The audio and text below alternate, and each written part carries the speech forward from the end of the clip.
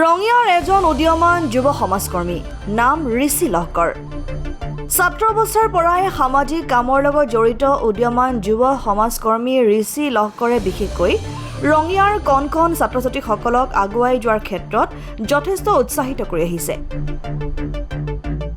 ছাত্ৰ ছাত্ৰীসকলৰ দৈহিক আৰু মানসিক বিকাশৰ ক্ষেত্ৰত বিভিন্ন সময়ত তেওঁলোকৰ মাজত বিভিন্ন প্ৰতিযোগিতামূলক পৰীক্ষা অনুষ্ঠিত কৰি আহিছে উদীয়মান যুৱ সমাজকৰ্মী ঋষি লহকৰে, যাৰ বাবে ৰঙিয়াবাসীৰ যথেষ্ট মৰম বুটলিবলৈ সক্ষম হৈছে তেওঁ। ভৱিষ্যতে ৰঙিয়াখনক এখন নিকা সমাজ হিচাপে গঢ়ি তোলাৰ প্ৰয়াস উদীয়মান যুৱ সমাজকৰ্মী ঋষি লহকৰৰ। সমাজক ভালপোৱা ঋষি লহকৰৰ এই আদৰ্শই যথেষ্ট উৎসাহিত কৰি তুলিব আজিৰ নৱপ্ৰজন্মক। নমস্কাৰ, মোৰ নাম শ্ৰী ঋষি লহকৰ, মোৰ ঘৰ ৰঙিয়াত। হয়, তুমি মানে আজি বহু বছৰ সামাজিক কামৰ লগত জড়িত, এতিয়ালৈকে কি মানে কাম কৰিলা সমাজৰ বাবে? মই যেতিয়া মোৰ শিক্ষা সমাপ্তিৰ পিছত মই এক স্বেচ্ছাসেৱী অনুষ্ঠানৰ লগত জড়িত হ'লোঁ পোনপ্ৰথমে। তাৰপিছত মই বিভিন্ন সামাজিক কামৰ লগত জড়িত হৈ পৰিলোঁ আৰু সামাজিক কাম কৰি যাবলৈ চেষ্টা কৰিলোঁ নিজৰ সামৰ্থ্য অনুসৰি। প্ৰথম অৱস্থাত মই ছাত্ৰ ছাত্ৰীসকলৰ বাবে কাম কৰিলোঁ, বা সিহঁতক এৱাৰনেছ কৰাই হওক বা কিছুমান বিষয়ক লৈ মানে যোনবোৰ সামাজিক কামক লৈ কিছুমান বিষয় যোনবোৰ মানে সেইবিলাক বিষয় মই এৱাৰনেছ কৰিবলৈ ধৰিলোঁ কণ কণ ছাত্ৰ ছাত্ৰীসকলক। যেনেকুৱা আপোনাৰ কাৰ্যসূচী, চিত্ৰাংকন প্ৰতিযোগিতা, খেল ধেমালি হওক, বিভিন্ন বিষয়ক লৈ কিনে আমাৰ সমাজ জীৱনৰ লগত জড়িত কিছুমান বিষয়ক লৈ তেখেতসকলক কণ কণ ছাত্ৰ ছাত্ৰীসকলক ক'বলৈ খুজিলোঁ বা সিহঁতক অৱগত কৰিলোঁ। যিহেতু এই কণ কণ ছাত্ৰ ছাত্ৰীসকলে আমাৰ মানে ভৱিষ্যত প্ৰজন্ম। যিটো সময়ত আজিৰ প্ৰজন্মই অন্য দিশৰ প্ৰতি বেছি আকৃষ্ট হয়, তুমি সমাজৰ প্ৰতি কিয় মানে বেছি আকৃষ্ট হ'লা সামাজিক কাম কৰাৰ ক্ষেত্ৰত? মই বিভিন্ন ছাত্ৰ ছাত্ৰীসকলৰ কথা ক'বলৈ নাযাওঁ, বা মই যিহেতু মই কলেজীয়া টাইমত বা কলেজত পঢ়ি থকাৰ সময়ৰ পৰাই ছাত্ৰ সমাজৰ হৈ কাম কৰিলোঁ, বা আমাৰ ছাৰ বাইদেউহঁতৰ পৰা বা আমাৰ জ্যেষ্ঠজনৰ পৰা মই ইনস্পায়াৰ হ'লোঁ। সিহঁতেও কিছুমান কাম কৰে এনেকুৱা সমাজ ৰিলেটেড বা সমাজৰ হিতৰ বাবে। তাৰ পৰৱৰ্তী সময়ত মই বিশ্ববিদ্যালয়লৈ গ'লোঁ। বিশ্ববিদ্যালয়ৰ পৰা বহুখিনি সামাজিক বিষয়ক লৈ কিনে মই মানে বিশ্ববিদ্যালয়খনক লগত মই জড়িত হৈ পৰিলোঁ, ছাত্ৰ সমাজৰ বাবে জড়িত হৈ পৰিলোঁ, হিতৰ বাবে কাম কৰিবলৈ কৰি গ'লোঁ, বা সমাজখনক সমাজৰ হৈ কি কি কাম কৰিব লাগে সেই কামসমূহ মই কৰিবলৈ চেষ্টা কৰিলোঁ। মই এইকাৰণে চেষ্টা কৰিলোঁ যেন সমাজখন আগবাঢ়িলে দেশৰ উন্নয়ন হ'ব বা এটা অঞ্চলৰ উন্নয়ন হ'ব। সমাজত বিভিন্ন ধৰণৰ আমাৰ কৰিবলগীয়া থাকে, কেৱল চৰকাৰে কৰি দিব আমি ৰৈ থাকিম সেনেকুৱা নহয়। মই ভাবোঁ কি প্ৰত্যেকজন ব্যক্তিয়ে সমাজৰ হৈ কাম কৰিব লাগে, কেৱল চৰকাৰৰ ওপৰতে নিৰ্ভৰ কৰি থাকিলে নহয়। চৰকাৰৰ কাম কৰিব, আৰু আমি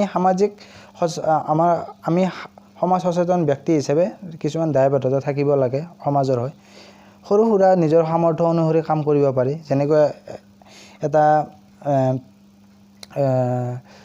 প্ৰতিযোগিতাই হওক, শিশুসকলৰ মাজত প্ৰতিযোগিতা অনুষ্ঠিত কৰি হওক, বা কিছুমান সজাগতামূলক কাৰ্যসূচী কৰি হওক, মানুহক এৱাৰনেছ কৰিবলৈ চেষ্টা কৰিব লাগে যাতে সজাগ হয়। সিহঁতে মবিলাইজেশ্যন কৰিব লাগে, মটিভেশ্যন কৰিব লাগে, তেতিয়াহে মানে সমাজখন দ্ৰুত গতিত আগবাঢ়ি যাব, ভাল হ'ব।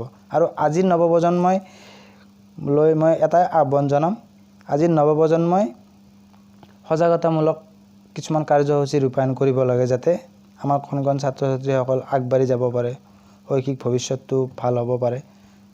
আমাৰ এতিয়াৰ প্ৰজন্মই অকণমান বেলেগ ফালে মানে ঢাপলি মেলিছে, কিন্তু মই সকলো মানে আমাৰ যুৱ প্ৰজন্মক মই আহ্বান জনাম বা অনুৰোধ জনাম, তেখেতসকলে যাতে সেই মায়াৰ জালৰ পৰা আহি কিনে নিজক সমাজৰ লগত বিলীন কৰে বা সমাজৰ হৈ কাম কৰিবলৈ আগবাঢ়ি যায়। কাৰণ আমাৰ চৰকাৰখনে বহুখিনি যুৱক যুৱতীৰ বাবে মানে ইনস্পায়াৰ হ'বৰ বাবে বহুতো কাম কৰিছে, আত্মনিৰ্ভৰ কৰিবৰ বাবে।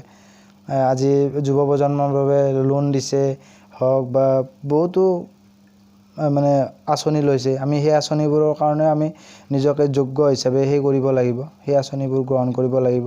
চ' সমাজৰ বিভিন্ন কাম কৰিব পাৰি যদি মনটো থাকে, মন থাকিলেহে কাম কৰিবলৈ সক্ষম হ'ব, আৰু মন নাথাকিলে কাম কৰিবলৈ সক্ষম নহয়।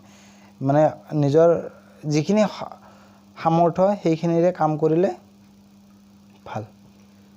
ৰঙিয়াৰ এজন যুৱ সমাজকৰ্মী হিচাপে তুমি ৰঙিয়াখনক আগুৱাই নিয়াৰ ক্ষেত্ৰত পৰিকল্পনা কি আছে ভৱিষ্যতে? ৰঙিয়াখনক আগুৱাই নিবলৈ পৰিকল্পনাটো বহুতে থাকে বা বহুত মনত পুহি ৰাখিছোঁ। চ' চাওঁ, মই মোৰ সামৰ্থ্য অনুসৰি যিখিনি কৰিব পাৰোঁ, ৰাইজক যিখিনি সজাগতা কৰিব পাৰোঁ, বা গ্ৰাম্য অঞ্চলত আমাৰ আই মাতৃসকলক হওক বা আমাৰ ৰাইজক কিছুমান চৰকাৰৰ আঁচনিয়ে হওক বা পদক্ষেপ হওক, সেইবোৰ ৰাইজৰ মাজত সজাগতা সৃষ্টি কৰি সেই ৰাইজে যাতে পাবলৈ সক্ষম হয়, সেই আঁচনিয়ে হওক বা কিছুমান জনহিতকৰ পদক্ষেপসমূহ সিহঁতে যাতে পাবলৈ সক্ষম হয়, সেইবোৰ কামত মই জড়িত হ'ম। মানে চৰকাৰ আৰু সমাজৰ মাজৰ ব্যক্তিজন মানে মই জড়িত হৈ থাকিম, যাতে চৰকাৰ আৰু ৰাইজ যাতে এটা সুসম্পৰ্ক গঢ়িব পাৰে। মই মিডিলমেন হিচাপে কাম কৰিবলৈ চেষ্টা কৰিম। চৰকাৰে যিখিনি জনকল্যাণমূলক আঁচনি ৰাইজৰ মাজলৈ লৈ যাম, বুজাম, বা কেনেকুৱা ধৰণত এই প্ৰক্ৰিয়াটো আৰম্ভ কৰিব পাৰি, বা কেনেকৈ আঁচনিখন পাব পাৰি, বা এই কিছুমান সজাগতা কাৰ্যসূচীৰ জৰিয়তে ৰাইজৰ মাজত এক বাতাবৰণ সৃষ্টি কৰিবলৈ চেষ্টা কৰিম। বৰ্তমান সময়ত ৰঙিয়াত বিভিন্ন অপৰাধজনিত কাৰ্যকলাপ সংঘটিত হৈ আছে, এই ক্ষেত্ৰত তুমি কি ক'বা তোমাৰ ফালৰ পৰা সমাজকৰ্মী হিচাপে? অপৰাধমূলক কাৰ্যকলাপৰ লগত জড়িত হৈছে বহু, সেইটো বিষয়ত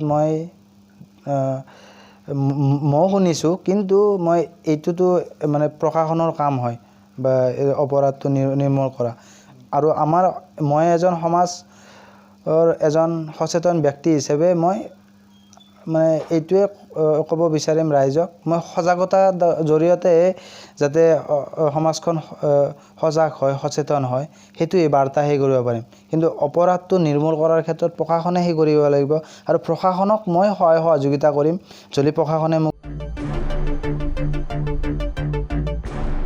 ৰঙিয়াৰ পৰা হেমেন কলিতাৰ ৰিপৰ্ট, ডেম'ক্ৰেটিক আছাম।